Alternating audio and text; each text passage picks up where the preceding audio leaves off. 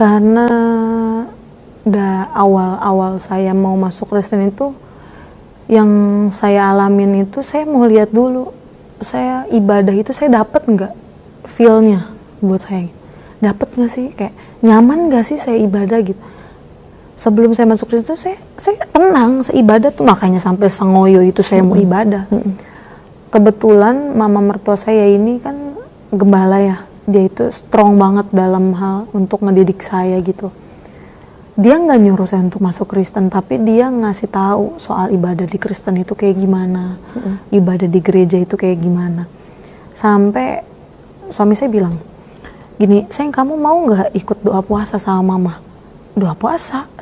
Dia sempat tanya dulu sebelum dia ngajak saya doa puasa itu, dia tanya, kamu nyaman ya masuk gereja? Sampai sengoyo ini kamu mau keluar dari rumah? Iya. Kenapa nyamannya? Tenang aja, kayak damai, hati saya damai, tenang aja. Saya bilang, saya nggak bisa ngasih kesimpulan apapun, tapi yang saya rasakan tuh saya tenang, saya nyaman gitu loh. Saya damai, saya bilang kayak gitu. Sampai saya ikut doa puasa. Saya kan kalau ikut doa puasa itu kan kita duduk di bawah, rame-rame. Kita doa penyembahan. Tapi emang saya akuin saat masuk penyembahan itu saya bener tersungkur tuh, nangis, bener-bener nangis. Penyembahan itulah yang saya dapat dari situ. Saya mikir, kok kenapa mamanya cowok saya ini penyembahan sampai nangis-nangis ya? Apa sih yang dia dapat gitu loh? Karena pas saya doa, saya diem, saya angkat pujian, saat saya tahu pujian-pujian itu, saya resapi, oh ini ya namanya penyembahan, oh ini kita berserah sama Tuhan gitu ya, oh kayak gini ya rasanya. Saya dari situlah Kak, saya dapat, oh kayaknya gue harus masuk nih.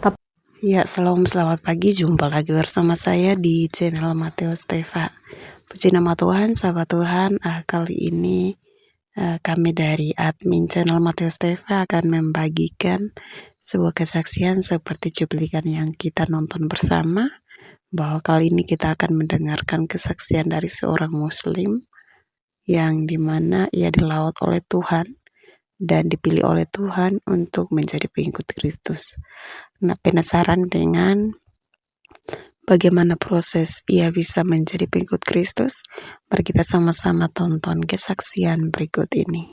Ya, sebelumnya terima kasih saya sudah diluangkan waktu di tempat ini. Saya menceritakan kesaksian saya. Jadi sebelum saya menceritakan kesaksian saya, ingin menceritakan tentang masa kecil hidup saya. Saya dibesarkan dari keluarga yang kurang harmonis. Mungkin yang baru saya dengar dari cerita sisi samping almarhum nenek saya, yang udah saya anggap sebagai mama saya sendiri. Saya kenapa bisa diangkat oleh beliau jadi anak, karena dengan konteks yang saya baru dengar itu, mama papa saya itu nggak bisa jadi teladan lah buat saya. Maksudnya nggak apa-apa deh, mungkin saya ini kan anak dari hasil di luar nikah ya.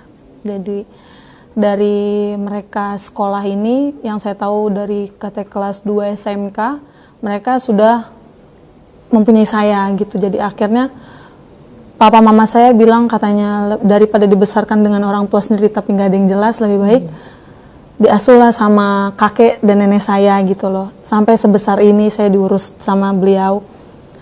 Dengan apa yang diceritakan oleh, baru saya dengar dari nenek saya, dan itu nenek saya dari papa saya. Dia bilang, ayah sama bundamu itu nggak bisa jadi teladan buat kamu, kata dia. Makanya kenapa mama tarik kamu, papa tarik kamu, katanya. Terserah dia mau manggil apa, mama atau papa atau kakek atau nenek, nggak apa-apa, kata dia gitu. Biar bagaimanapun kamu itu cucu pertama, sayang banget kalau sampai harus hancur seperti orang tua, kata dia gitu.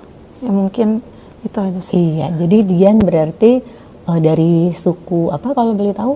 Oh, dari, kalau mamaku Banten, kalau papaku Subang. Baik. Jadi ketika kecil sudah tinggal bersama kakek, lalu Mbak Dian dididik dengan nilai-nilai agama yang sangat ketat ya. Namun ada paradoks ketika itu Mbak Dian ketika sudah besar malah jatuh dalam pergaulan yang buruk gitu. Boleh ceritakan itu? Ya mungkin kalau dari sisi saya yang dulu ya Kak, lumayan ekstrim dan lumayan strength juga gitu papa saya, yang saya anggap seperti papa saya sendiri. Saya manggil dia papa gitu, dia itu kakek saya. Jadi dia itu ngedidik saya itu lumayan strong banget dari soal agama. Yang tadinya saya dari SD, SMP, SMA itu saya masih lanjut ngaji. Beda dengan adik saya kan punya adik.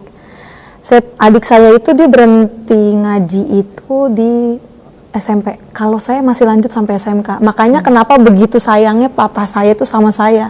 Karena dari soal agama itu dia bener-bener strength banget, kayak sampai saya waktu itu hatam Iqra. Saya hatam Iqra itu dia seneng banget, senengnya luar biasa, karena dari sekian anak dan cucu yang cepat itu cuman saya. Sampai dia bilang waktu pas saya terjun ke dunia seperti itu, papa saya nggak tahu, dia nggak tahu. Yang tahu itu cuman mama saya, almarhum mama saya. Karena ya namanya orang tua ya, kebutuhan mau gimana gitu loh. Jadi awal saya bisa terjun ke dunia seperti itu, saya bertemu dengan teman-teman saya, namanya lingkungan pertemanan saya dari SMK gitu, kayak udah nggak beraturan lah, dari soal ngerokok, narkoba, saya cobain semua, apapun itu saya cobain. Sampai saya pernah ketangkep. Saya pernah ketangkep waktu itu di bulan puasa, karena orang tua saya sudah terbiasa karena saya nggak pulang. Jadi saya cuma ngomong, kemana kok nggak pulang, kata dia gitu. Lu kemana, kok lu nggak pulang, lu nggak mau puasa di rumah, kata mama saya gitu.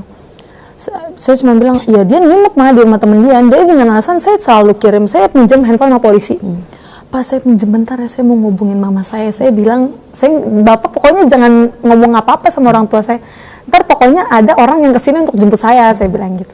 Situ saya kalau dibilang saya malu banget, karena kok pergaulan saya sampai sehancur ini gitu loh, dari minuman, narkoba, klub mana yang belum saya kunjungin gitu, obat-obatan apa yang belum saya pernah rasakan gitu loh. Saya hancur, bener-bener sehancur-hancurnya gitu loh. Sampai waktu itu saya sampai terbang ke salah satu daerah. Saya terbang ke salah satu daerah, saya kerja di sana. Karena udah nggak ada pilihan untuk saya kerja. Di situ waktu itu lagi COVID. Saya sempat kerja di Klasik, jadi saya bukan diberhentikan secara total, tapi sementara doang sampai mungkin pulih lagi gitu tuh hotel kan. Karena klub malam kan udah tutup gitu. Waktu itu kan COVID nggak boleh ada buka kan klub malam. Karena kan saya kerja di resepsionis klub malam, saya resepsionisnya. Tapi bohong lah kalau saya nggak nyobain minuman di sana atau saya ketemu sama tamu di sana. Jadi ditutup lah hotel itu karena saya bingung saya mau cari uang gimana. Dengan konteks mama saya itu jatuh sakit dari sebelum saya lulus sekolah itu dia udah jatuh sakit parah. Saya bingung, saya nggak tahu harus kayak gimana. Papa saya pun masih kerja, papa saya itu kan kuli bangunan ya. Dulu mandor, karena sekarang udah kekurangan tenaga, jadi papa saya yang ikut juga kerja di situ. Jadi saya bingung, saya mau bantu apa ya gitu. Jadi kalau mau dibilang saya sedih ngeliat orang tua saya masih dua-duanya kerja, masih mau usaha gimana caranya cari uang untuk bayar listrik, bayar air, bayar kebutuhan anak-anak semuanya. Saya sedih di situ. Terus dengan background ayah saya ini yang cuman taunya nikah doang, karena ayah saya udah nikah itu udah 3 kali nikah. Saya dengan ibu yang pertama, saya punya adik, ada yang perempuan, dan yang ketiga sampai yang sekarang, saya punya adik 2 laki-laki. Jadi yang tinggal bareng sama saya itu ada adik saya yang walaupun beda mama dengan saya, tapi dia lumayan dekat sama saya, sangat dekat banget sama saya. Saya cuma bilang, kok tega ya dengan orang tua yang udah membesarkan 7-6 anak di rumah itu, ditambah lagi cucu 2 orang, 8 orang yang harus dia tanggung. Masa saya harus diem aja di rumah? Saya udah lulus sekolah gitu loh. Sampai saya tuh punya dendam pribadi sama ayah saya dan bunda saya punya dendam. Sampai saya bilang gini, Tuhan, kalau saya boleh memaafkan, tolong jangan secepat ini, karena saya belum bisa memaafkan dia. Walaupun dari papa sih, kenapa sih nggak maafin ayahnya? Kenapa sih katanya? Emang ada dosa apa? Kayaknya papa nggak perlu harus tanya sama dia, kenapa dosanya? Karena dia udah ngebuang Dian 3 bulan aja itu udah fatal banget. Dia ngebuang saya itu 3 bulan.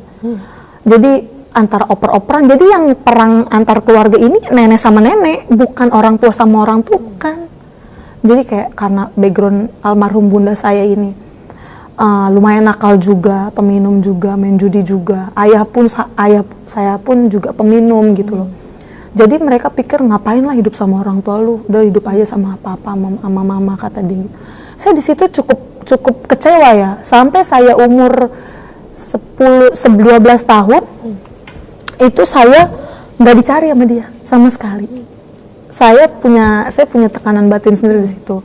Saya dendamnya bukan menunjukkan saya dendam sama dia gitu loh, Bu. Tapi saya menunjukkan kayak ya saya cuman bilang sama, dulu kan saya berdoa ya sama Allah ya, saya bilang, ya Allah kenapa ya kayak gini, kok hidup saya harus kayak gini, kenapa saya harus hidup dengan dari bayi saya nggak tahu orang tua saya siapa, sampai saya nggak pernah lihat wajah bunda saya, sampai detik ini saya nggak tahu wajah bunda saya seperti apa. Wow. Cuman nenek saya cuma bilang gini, muka kamu itu mirip sama bunda kamu tadi.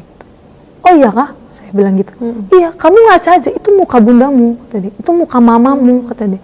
Emang Tuhan itu adil ya, kata dia gitu.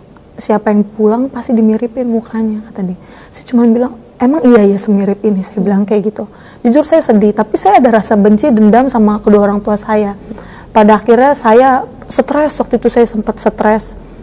Sampai waktu itu saya ada mencoba satu narkoba yang benar-benar saya kecanduan, waktu itu benar-benar sampai kecanduan. Saya coba narkoba sabu, waktu itu saya nyabu sendiri di rumah sampai mama saya itu nggak tahu saya narkoba, jadi setiap saya pulang kerja saya ke atas, saya ke atas. Mama saya cuma nggak makan, nggak udah kenyang, nggak makan, nggak udah kenyang gitu. Sampai saya stres sendiri kayak mikir, kok kayaknya gue yang pikul semua sendiri, nyari uang iya, stres mikirin keluarga iya. Sampai saya mikir dulu gini, gue nikah siapa yang waliin ya? Saya bilang gitu, karena padahal papa saya masih ada, tapi dia nggak peduli sama saya, tegur saya aja enggak kok. Sampai dia kasih kan kalau uang lebaran pasti ada ya, uang THR, nggak ada dia inget saya. Jadi pas saya cukup tahu, saya nggak pernah ngebuang di orang tua saya bilang gitu. Tapi nggak tahu ya sampai kapan saya harus mendem ini semua. Akhirnya saya terjunlah ke dunia itu, saya kerja pun saya banyak beban pikiran gitu, kok gue harus hidup kayak gini gitu ya. Tapi ya udah saya jalanin, akhirnya saya ke dunia seperti itu. Saya kerja di luar kota, saya sampai jual badan saya ke orang-orang gitu. Kayak kalau mau dibilang malu, sebenarnya malu banget. Itu bukan basic saya secara kerja, karena saya lulusan multimedia. Saya perdesainan gitu loh. Sampai teman-teman sekolah saya tuh tahu, karena saya tuh paling cepet kalau buat ngoperasin komputer, saya paling cepet.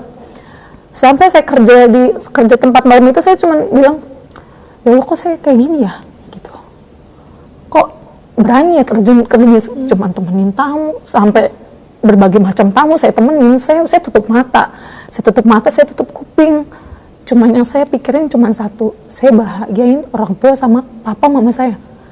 Walaupun mama saya nggak tahu saya kerja di sana itu jadi apa, nggak tahu, cuman dia bilang saya kerja pokoknya keluar kota, intinya dia pulang bawa uang, dia bilang gitu. Saya cukupin keluarga di rumah, izinin saya, doain saya di sana, pulang berangkat dengan selamat. Sampai pada akhirnya saya hancur, saya masih tetap hancur di situ. Saya nggak terarah. Orang tanya sama saya, Dian, agama kamu apa? Kata dia. Kenapa kamu kerja kayak gini? Sayang banget masih muda, kata dia kayak gitu. Saya bilang, gimana ya, namanya kebutuhan. Saya bilang kayak gitu. Apalagi lagi COVID, dia bilang kayak gitu. Kenapa? Kok mau sih kerja kayak gini, mau nggak kerja di kantor saya, kata dia. Gajinya WMR, bukan WMR saya nggak mau lah, karena saya nyari uang lebih dari, saya harus dapat uang itu sebulan itu harus megang minimal 5 juta, saya bilang kayak gitu. Dengan UMR di sana masih kecil, jadi nggak mungkin saya mau kerja. Jadi akhirnya saya memutuskan untuk saya kerja di situ selama satu bulan setengah. Saya kerja di situ kerasa lama banget, Kak, kerasa lama banget saya ngerjain. Oh gini ya kerja di dunia malam tuh gini ya. Sampai saya, astaga, ini apa yang saya lakuin? Tapi ya udahlah, saya jalanin karena udah saya tutup mata. Sampai tanya, agama lu apa sih? Kok lu mau kayak gini? Saya cuma bilang, saya nggak punya agama. Karena kalau saya bilang Islam, saya bilang Kristen, saya mempermalukan agama sendiri gitu loh. Sampai di saya kan ada mes ya, teman saya sholat di situ. Saya cuma bilang kayak gini, kok lu sholat? Pekerjaan kita ini bukan pekerjaan yang baik loh, kayak gitu.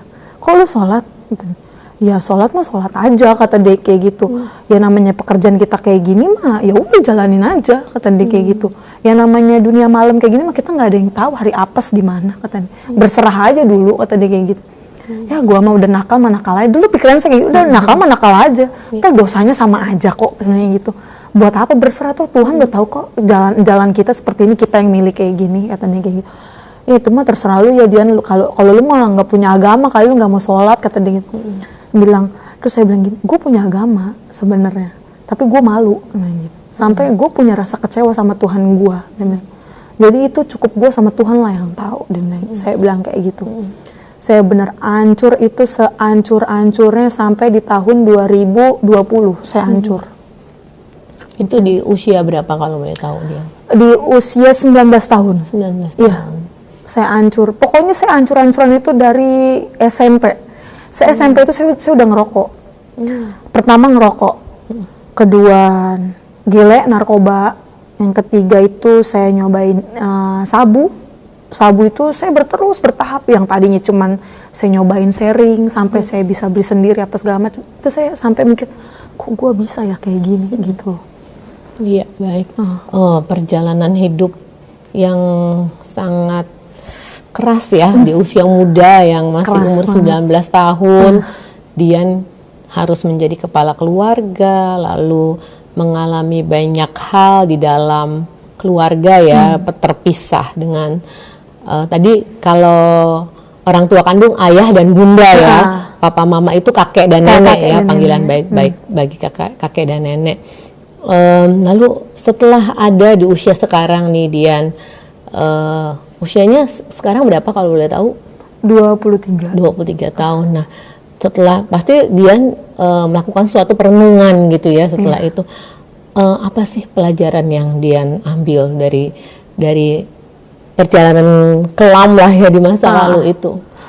Yang saya ambil, mungkin kalau saya tidak merasakan seperti itu ya, maksudnya masalah yang udah saya lewatin, mungkin saya nggak akan tahu pemulihan apa Tuhan yang bakal kasih buat saya.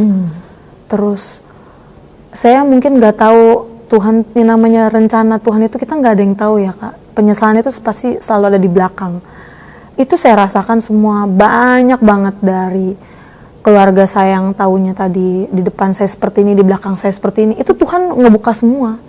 Dari saya hancur, siapa yang ngebangun saya? Dari saya jatuh, siapa yang bangunin saya untuk tetap terus kuat? Saya dari situ saya tahu semua. Oh ini ya cara Tuhan gitu. Saya harus jatuh dulu, ternyata saya harus bener-bener kayak jadi terpuruk banget dulu. Gue harus ngerasain bener kayak jatuh dulu baru kayaknya, oh ini ya yang mau bantu gue siapa, yang mau masih deket sama gue siapa, yang mau nge-backup gue siapa, sampai saya mikir kayak gitu. Iya. Berarti banyak ya pada saat itu juga banyak cibiran orang, cemoohan orang. Bagaimana sikap Dian menghadapi itu pada saat itu? Dari omongan-omongan orang, karena saya waktu itu belum terlalu pusing dalam hal masalah dengar omongan orang ya. Saya orangnya tutup kuping Kak. Saya tutup kuping kayak terserah deh lu mau ngomong apa deh, bodo amat deh gitu. Intinya selama hidup gua nggak ngerugiin lu, gua ngerasa hidup gue fine aja, terus hidup gue nggak diusik, ya udah terserah lu mau ngomongin apa. Karena pada saat itu masih berfokus pada bagaimana caranya supaya bisa menghidupi keluarga ya, apapun itu harus dilakukan. Pokoknya gitu apapun ya. itu, sampai saya mikir gini, gue harus ngapain ya sampai harus dapat duit banyak gitu, biar orang rumah tuh nggak ada yang kekurangan, saya juga masih bisa hidup, saya masih bisa makan gitu loh. Saya masih bisa pengen ngelihat orang tua saya kumpul secara harmonis gitu loh, apalagi saya yang punya cuma tinggal dia doang gitu loh. Saya nggak peduli deh bunda ayah saya gimana, saya bodo amat gitu, nggak peduli gitu loh. Karena buat saya yang saya fokusin cuma dua orang tua ini. Walaupun orang tua saya cuma selalu bilang kayak gini, biar bagaimanapun dia itu papamu, kamu cuma tinggal punya papamu itu ayahmu, tadi nggak boleh kamu ngebuang dia. Terus saya cuma bilang ke papa saya, papa jangan ngajarin Dian seperti itu. Dian tahu nggak ada Dian kalau nggak ada dia. Dian tahu, tapi lebih tepatnya kasih Dian waktu untuk Dian bisa maafin dia, nah gitu, kasih Dian waktu. Gitu. Sampai saya punya, ini mungkin cerita lucu buat saya ya gini. Saya bisa maafin dia itu sampai saya punya janji sama dia, kalau gue bisa maafin bunda sama ayah gue pengen bikin satu tato yang itu bakal gue inget terus. Karena kan papa saya tatoannya, ayah saya tatoan. Jadi waktu pas saya bikin tato, saya cuma bilang, bodo amat ya gue bikin tato, ininya berarti tanda gue maafin lu gitu. Mungkin itu suatu lelucon buat saya, itu lucu banget buat saya, tapi dengan cara itu saya bisa ngeplong gitu, sampai ayah saya bilang, kok lu tatoan tadi? Dia nggak pernah ngomong sama saya, jarang, tapi itu dia tanya saya, kok lu tatoan tadi gitu? Kenapa emang? Saya cuma bilang, kok lu ngomong tato emang nggak sadar di badannya ada apa? Saya bilang kayak gitu. Terus dia bilang, ya gue tatoan, kata, ini kan karena gue dulu masih sekolah, kata dia. Emang apa bedanya? Lu mau tahu arti tato ini apa? Saya bilang kayak gitu. Apa? Nama lu. Saya cuma bilang kayak gitu. Sama siapa itu kan panjang, katanya. Nama ayah sama bunda. Kenapa? Dia diem, dia nggak bisa ngomong apa-apa. Saya cuma kasih tahu ke mama saya, ke papa saya, ke kakek nenek saya, cuma bilang, ini mah apa? Tanda dia udah maafin mereka. Ya, iya.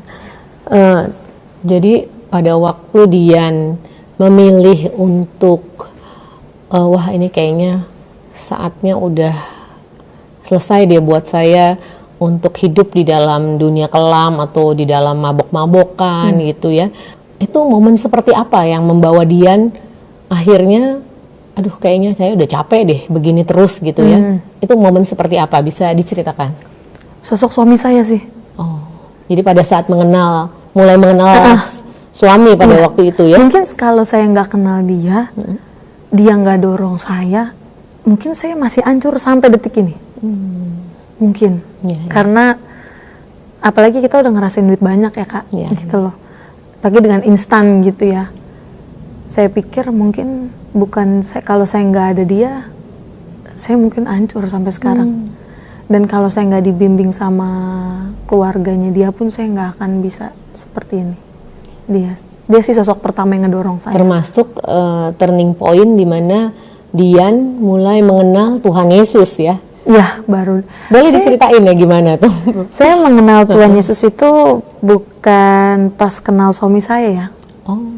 Karena saya dari SMP kan, saya SMP di negeri. Saya SMP di negeri, ada Rohis, ada Rokris. Saya dengar waktu itu, saya kan kalau saya eskulnya itu kan paduan suara, kita kan setiap itu ada eskul tiap Jumat. Eskul kita Jumat, ada padus, ada Rokris, ada Rohis. Kalau saya tiap padus itu digabungin sama Rohani Kristen, cuman beda kelas doang. Sebelum mulai padus itu saya selalu dengar di kelas sebelah kayak nyanyi lagu, ini lagu apa sih? Kok orang Kristen nyanyinya? Saya cuma bilang gitu. Kok kita doa ya? Gitu bilang gitu. Kok orang Kristen nyanyi sih? Itu lagu apa sih? Saya bilang gitu. Ada satu lagu saya lupa waktu itu. Saya dengar lagu itu sampai saya hafal. Jadi tiap dia nyanyi itu lagu apa sih? Terus kata, emang kenapa sih lu jangan nyanyi-nyanyi lagu gua, kata dia gitu. Nanti lu masuk Kristen, nama lu Dian Soleha juga, kata dia kayak gitu. Ya emang kenapa, emang nyanyi doang salah gitu. Ya nggak boleh lah, kata dia kayak gitu. Nanti sangkanya gua ngasut lu yang nggak bener lagi, kata dia gitu. Lah, emang kenapa sih orang bagus nyanyiannya, saya bilang kayak gitu. Walaupun saya nggak tahu artinya apa, tapi saya tenang denger lagu itu. Jadi sudah mulai tahu tentang Kristen melalui lagu-lagunya. Awalnya tuh dari lagu itu, karena yang buat saya dulu tuh Kristen gini, orang Kristen ngapain sih nyembah Tuhan Yesus gitu, sementara yang lo sembah itu manusia loh. Karena dulu saya bilang kayak gitu, saya sempat tanya sama teman saya, lo ngapain nyembah Tuhan Yesus? Saya bilang kayak gitu, kata dia, kan itu manusia, ngapain lo sembah manusia? Kata dia, lo ngapain sembah yang nggak ada wujudnya, kata dia kayak gitu. Jadi saya saling gontok-gontokan kayak gitu kan, lucu kayak gitu kan. Buat kayak jadi apa sih, lelucon buat kita gitu loh. Bertemu dengan suami itu pada saat kapan? Saat saya baru pulang dari Samarinda waktu itu. Boleh diceritain dari luar kota. Saya pulang dari luar kota. Saya mainlah ke rumah teman saya ini. Kebetulan ada ipar saya ini, yang sekarang udah jadi ipar saya ini, dia jualan udang, masakan udang gitu, udang balado. Udang balado tuh, saya bilang lah sama dia waktu itu, dia share-share di IG. Saya bilang, wah kayaknya udangnya enak nih, saya komen lah.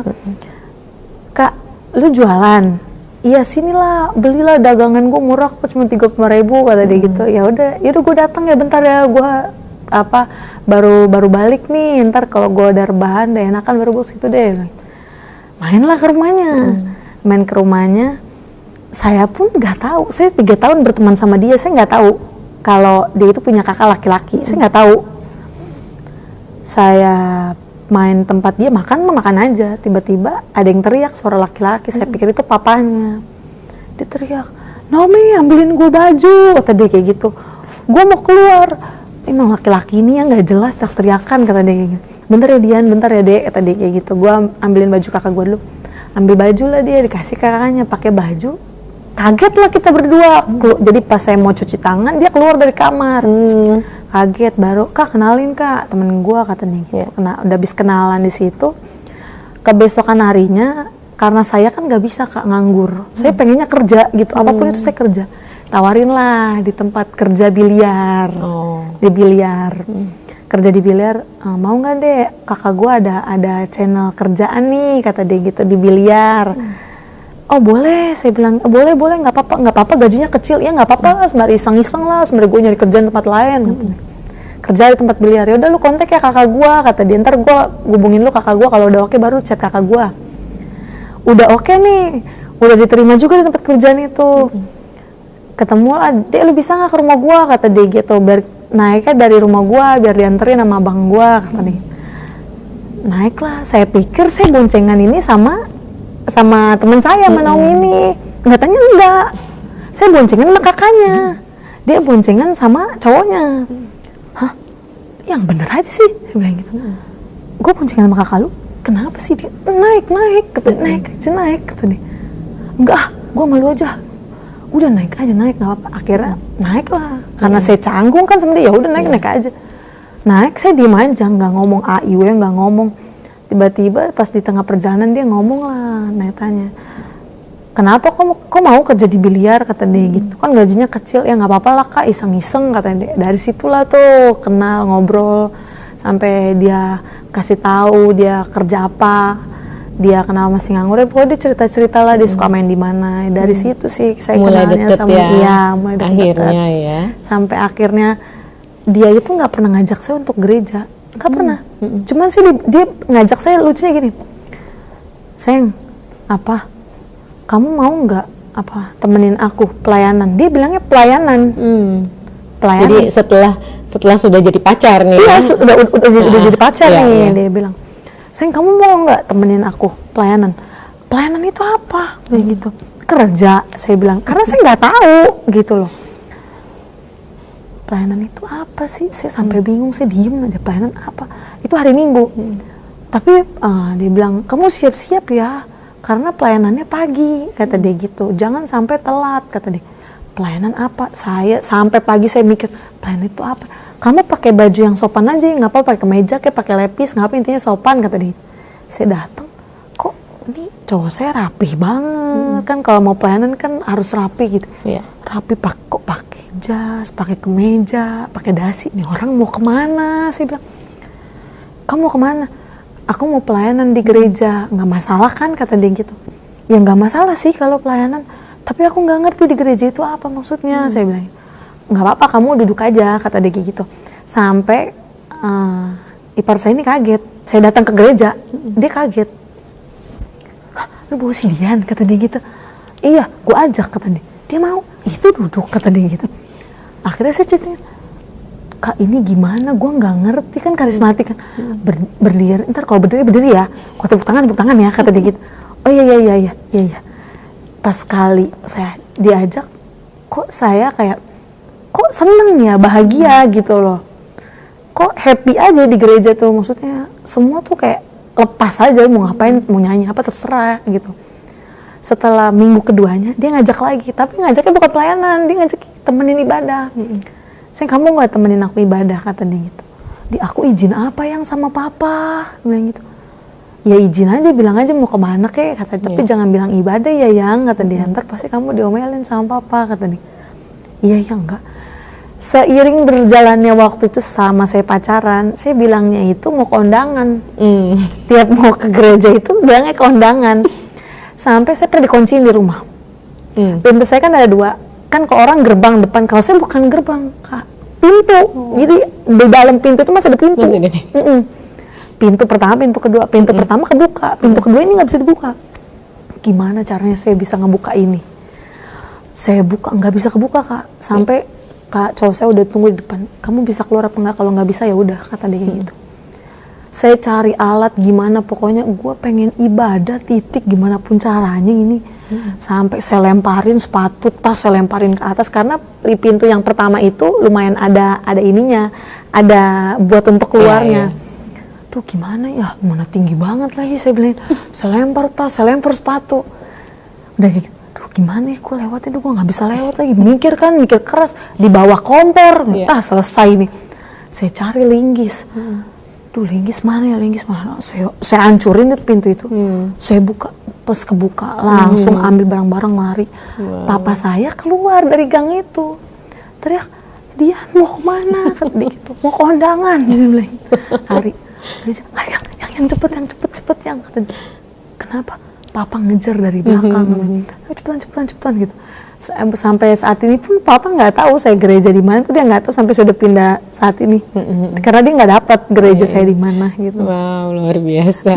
Dan bagaimana Dian bisa menjadi seorang Kristen pada akhirnya? Apakah keputusan itu karena, kan banyak orang bilang karena ngikut suami, atau Dian punya sesuatu pengalaman sehingga akhirnya memiliki keputusan, benar aku udah mantep untuk menjadi seorang Kristen gitu. Karena awal saya mau masuk Kristen itu, yang saya alamin itu saya mau lihat dulu, saya ibadah itu saya dapat nggak feel-nya buat saya, dapat nggak sih, kayak nyaman nggak sih saya ibadah gitu. Sebelum saya masuk Kristen itu saya tenang, saya ibadah tuh, makanya sampai sengoyo itu saya mau ibadah. Kebetulan mama mertua saya ini kan gembala ya, dia itu strong banget dalam hal untuk ngedidik saya gitu. Dia nggak nyuruh saya untuk masuk Kristen, tapi dia ngasih tahu soal ibadah di Kristen itu kayak gimana, ibadah di gereja itu kayak gimana. Sampai suami saya bilang, "Gini, sayang, kamu mau nggak ikut doa puasa sama mama?" "Doa puasa?" Saya bilang. "Doa itu puasa." Setelah menikah atau Pas masih pacaran dulu itu? Iya, masih pacaran itu. "Kamu mau nggak ikut doa puasa? Tapi hari Rabu," tadi gitu. Dia sempat tanya dulu sebelum dia ngajak saya doa puasa itu, dia tanya, "Kamu nyaman ya masuk gereja? Sampai sengoyo ini kamu mau keluar dari rumah?" "Iya." "Kenapa nyamannya?" "Tenang aja, kayak damai, hati saya damai, tenang aja." Saya bilang, saya nggak bisa ngasih kesimpulan apapun, tapi yang saya rasakan tuh saya tenang, saya nyaman gitu loh. Saya damai, saya bilang kayak gitu. Terus dia bilang, "Ya udah, kalau emang kamu nyaman, kamu suka, aku nggak bisa kamu untuk langsung kayak masuk Kristen dibaptis gitu, nggak bisa gitu. Kamu ikutin aja dulu Tuhan maunya apa," kata dia gitu. "Ikutin aja dulu jalannya, prosesnya." Sampai saya ikut doa puasa. Saya kan kalau ikut doa puasa itu kan kita duduk di bawah, rame-rame. Kita doa penyembahan. Tapi emang saya akuin saat masuk penyembahan itu saya bener tersungkur tuh, nangis, bener-bener nangis. Penyembahan itulah yang saya dapat dari situ. Saya mikir, kok kenapa mamanya cowok saya ini penyembahan sampai nangis-nangis ya? Apa sih yang dia dapat gitu loh? Karena pas saya doa, saya diem, saya angkat pujian, saat saya tahu pujian-pujian itu, saya resapi, oh ini ya namanya penyembahan, oh ini kita berserah sama Tuhan gitu ya, oh kayak gini ya rasanya. Saya dari situlah Kak, saya dapat, oh kayaknya gue harus masuk nih, tapi belum tahu kapan, tapi gue pasti akan masuk gitu loh. Sampai waktu itu saya pernah bilang sama suami saya, andai nih ya, gue mau masuk Kristen, tapi itu bukan karena lu, saya bilang kayak gitu. Karena kalau misalnya gue masuk Kristen karena lu, saya bilang, ntar yang ada kalau gue kecewa sama lu, gue masuk lagi ke Islam. Saya bilang kayak gitu. Dia bilang, iya bener, kamu jangan pandang aku, kamu cari dulu gitu, cari apa yang kamu mau, apa yang kamu dapat dari situ, kamu mau masuk silakan, kata dia kayak gitu. Kita nggak pernah ngelarang orang untuk masuk, kata dia gitu.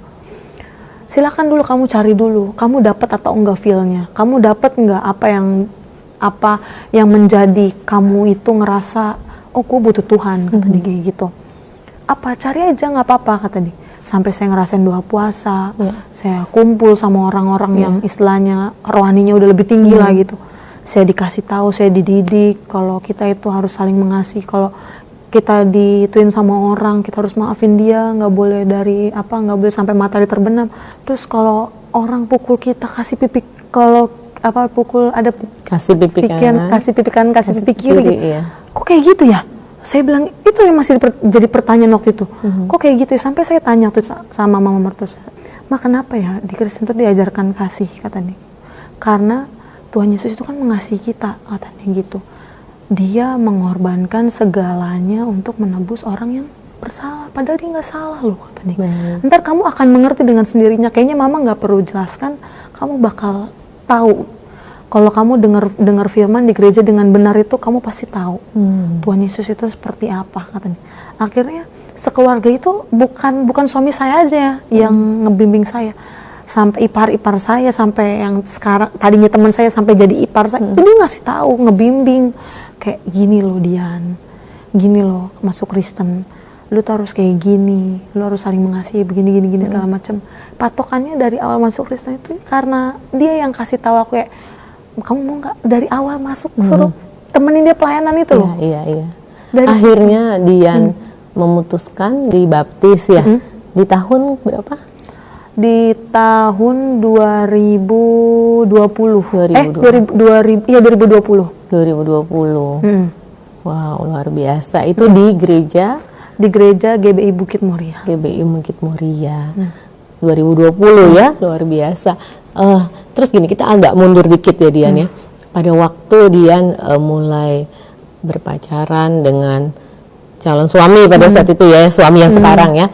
Itu bagaimana calon suami Dian pada waktu itu yang jadi suami sekarang bisa menerima gitu masa lalu Dian itu, gimana ceritanya tuh? Karena dia tahu, karena saya cerita sama dia.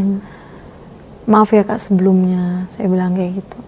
Pas dia mau ngajak nikah itu, saya bilang, kenapa lo mau nikah sama gue? Saya bilang kayak gitu. Dengan background saya yang gak baik gitu loh, jauh dari kata sempurna lah. Saya bilang, dari pendidikan aja kita udah kalah gitu loh. Dari basic, dari babat bebet bobot aja udah beda banget. Kamu dari keluarga yang utuh, kamu dari keluarga yang dididik benar, kamu dari keluarga terhormat. Saya bilang, kalau saya bukan keluarga seperti itu. Saya dari anak broken home, saya dari anak yang gak beraturan. Saya emang sekolah lulus sampai SMK gitu loh. Tapi hidup saya berantakan total. Saya bilang kayak gitu. Kenapa kamu mau nikah sama saya? Saya bilang kayak gitu.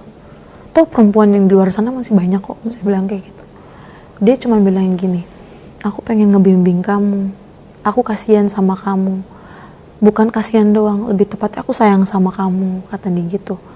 Aku pengen hidup kamu tuh benar. Aku tahu kamu orang baik, kata dia kayak gitu. Aku tahu kamu ada maksud kok seperti itu. Nggak mungkin lah orang berani melakukan seperti itu kalau kamu nggak ada sebab dan akibat, kata dia. Aku mau kamu keluar dari zona itu, kata dia. Mari ayo kita keluar, kata dia. Sebelum kenal Tuhan pun dia bilang, ayo kita keluar. Kita keluar dari zona itu, jangan masuk di zona itu lagi. Kamu mau cari uang kayak gimana? Jangan kayak gitu, kata dia gitu. Sampai dia bilang, aku terima kamu apa adanya, kata dia gitu. Aku terima kekurangan kamu, aku terima semua apa yang jadi lecetnya kamu, jeleknya kamu, aku terima. Begitupun sebaliknya, kamu harus terima aku apa adanya. Jeleknya aku ya ini, kata dia kayak gitu. Ya harus terima gitu loh.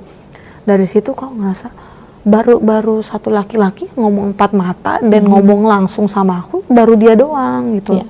Selebihnya kalau dulu kan punya pacar tuh ngomong cuman by chat doang, by gombal-gombal nggak jelas. Tapi dia ini benar-benar kayak, ini orang serius gitu loh.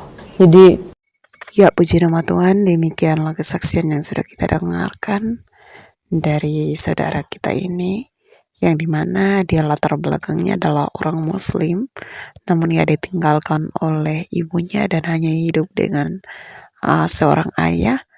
Tapi karena hidup ayahnya selalu minum mabok dan lain sebagainya, akhirnya ia diasuh oleh kakek dan neneknya.